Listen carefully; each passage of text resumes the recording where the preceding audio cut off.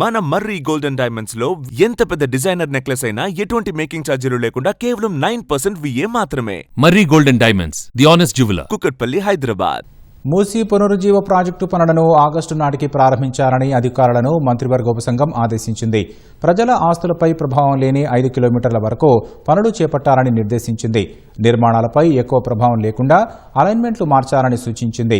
మూసీ పునరుజ్జీవ ప్రాజెక్టుపై నెలకొన్న అనుమానాలు నివృత్తి చేయాలని, ప్రజా ప్రయోజనాలపై విస్తృతంగా ప్రచారం చేయాలని అధికారులకు కేబినెట్ సబ్ కమిటీ దిశానిర్దేశం చేసింది. ప్రజాభవన్లో ఉప ముఖ్యమంత్రి భట్టి విక్రమార్క అధ్యక్షతన మూసీ ప్రాజెక్టుపై మంత్రివర్గ ఉపసంఘం సమావేశమైంది. ఈ సమావేశంలో మూసీ పునరుజ్జీవ ప్రాజెక్టు DPR వివరాలను కేబినెట్ సబ్ కమిటీకి అధికారులు అందజేశారు. 5 దశల్లో 55 కిలోమీటర్ల వరకు అభివృద్ది పనులు చేపట్టనున్నట్లు తెలిపారు. పనుల్లో భాగంగా మూసీలో చెత్త తొలగించి శుభ్రం చేయడం, రివర్ బెడ్ ప్రొఫైలింగ్, వరద నియంత్రణ కోసం రిటైనింగ్ వాల్స్, నదికి 2 వైపులా రోడ్లు, ప్రధాన మురుగునీటి కాలువలు, నీటి నిల్వ కోసం బ్యారేజీలు, నార్సింగి నుంచి గౌరెల్లి వరకు 55 కిలోమీటర్ల మేర ఎలివేటెడ్ కారిడార్, రివర్ ఫ్రంట్ అభివృద్ది ఉంటాయని తెలిపారు.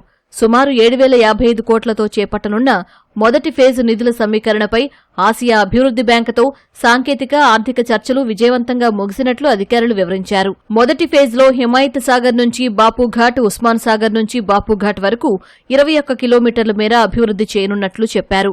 ఉప్పల్ భగాయత్ నుంచి గౌరెల్లి వరకు DPR తయారీ దశలో ఉన్నట్లు అధికారులు వివరించారు. మూసీ పునరుజ్జీవ ప్రాజెక్టులో భాగంగా నదిలో పలుచోట్ల చెక్ డ్యాంల తరహాలో రబ్బరు డ్యాంలు ఏర్పాటు చేయనున్నారు.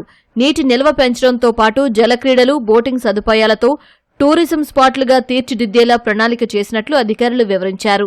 ఒబెర్ మేయర్ స్పిల్వే గేట్ టెక్నాలజీ సంస్థ రూపొందించిన రబ్బరు డ్యాం నమూనాను ప్రజాభవన్లో మంత్రులు పరిశీలించారు. మూసీ పునరుజ్జీవ ప్రాజెక్టు DPRపై అధికారుల వివరణ అనంతరం ప్రజా ఆస్తులపై ప్రభావం లేని 5 కిలోమీటర్ల మేర వెంటనే పనులు ప్రారంభించాలని మంత్రులు ఆదేశించారు. తొలి ఫేజ్ పనులను ఆగస్టు నాటికి ప్రారంభించి వచ్చే డిసెంబర్ నాటికి పూర్తి చేసేలా లక్ష్యంగా పెట్టుకోవాలని మంత్రులు ఆదేశించారు. అందుకు సంబంధించిన పూర్తి క్యాలెండర్ను సమర్పించాలని ఉప ముఖ్యమంత్రి భట్టి విక్రమార్క అధికారులను ఆదేశించారు.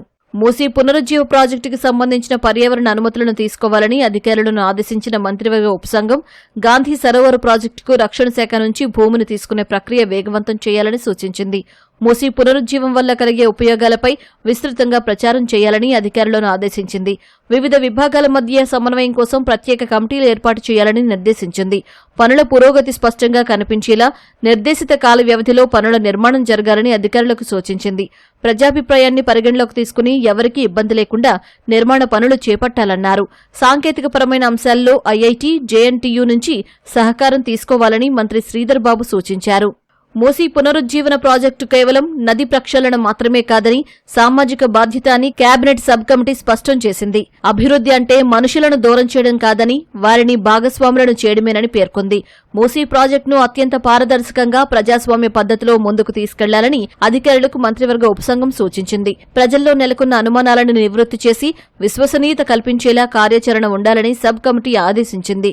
అత్యంత జాగ్రత్తగా ప్రణాళికలు రూపొందించి ప్రజలకు అసౌకర్యం కలగకుండా పనులను చేపట్టాలని అధికారులకు సూచించింది. మూసీ పునరుజ్జీవంతో నగర రూపురేఖలు మారడమే కాకుండా పరివాహక ప్రాంత ప్రజల జీవన ప్రమాణాలు మెరుగుపడతాయన్న మంత్రివర్గ ఉపసంఘం ప్రజల భాగస్వామ్యంతోనే ప్రాజెక్టు సాకారమవుతుందని దిశానిర్దేశం చేసింది.